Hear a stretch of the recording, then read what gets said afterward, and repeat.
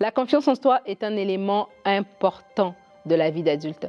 La confiance en soi, même en tant qu'enfant, c'est quelque chose qu'on doit déjà développer. Si vous êtes parent, je vous encourage à développer la confiance en soi de vos enfants.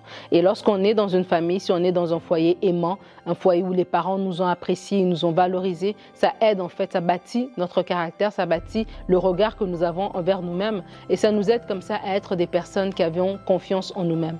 Mais si ça n'a pas été le cas et que l'environnement était chaotique, que l'environnement était même négatif ou toxique, on peut grandir et avoir un manque de confiance en nous-mêmes. On a l'impression que ce qu'on fait ne marche jamais, on a l'impression que les autres, eux, ça va mieux pour eux, mais que nous, notre vie, elle est vouée à l'échec. Et j'aimerais t'inviter, si c'est ça le langage que tu as à l'intérieur de toi-même, c'est ça les pensées qui reviennent constamment en toi, que tu es un échec et que tu ne réussiras jamais, c'est le moment de mettre fin à ces pensées-là. Développe la confiance en toi-même. Il n'est pas trop tard, même si ton environnement de départ ne t'a pas permis d'avoir ces choses-là, tu peux les avoir en date d'aujourd'hui si tu te décides toi-même de grandir dans ta confiance en toi-même. Et il y a différentes manières de grandir dans sa confiance en soi. Si on est enfant de Dieu, on peut se tourner vers le Seigneur. Et dans la prière, dans la lecture de la parole, on va voir que Dieu nous aime. On va voir que nous sommes créés à son image, que nous sommes des créatures merveilleuses. Et ça va asseoir en nous une confiance en nous-mêmes. Sinon, il y a aussi des façons pratiques de développer la confiance en soi. D'abord, le langage. Comment est-ce qu'on se parle soi-même? Comment est-ce que tu te parles? Qu'est-ce que tu te dis